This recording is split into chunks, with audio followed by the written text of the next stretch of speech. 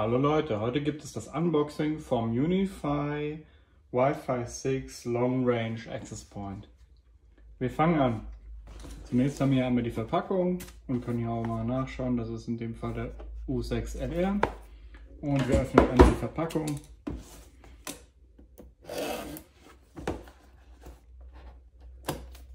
Ein bisschen schwieriger.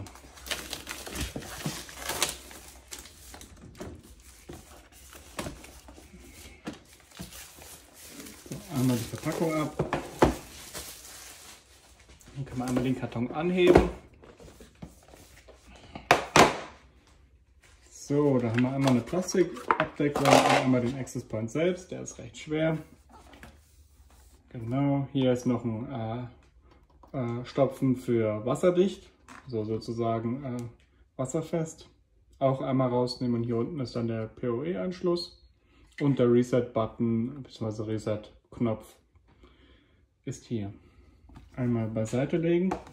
Gucken wir noch, was noch drin ist.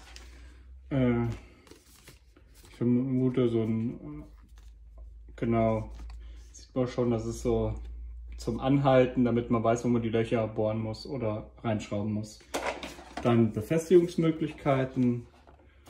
Beides einmal nur für die Wand und einmal, wenn ihr eine Regipsdecke habt, dass eine Platte oben rankommt und eine unten ran, dann längere Schrauben. Schraubenfett selbst ist dann nochmal hier unten drunter in dem Paket. Das sieht man hier einfach nochmal. In meinem Fall werde ich ihn erstmal nur hinlegen und nicht festschrauben, aber es wäre das komplette Set dabei, falls ihr Dübel braucht und ähnliches. So, hier gibt es noch ein kurzes Zettelchen mit einem QR-Code und das war's.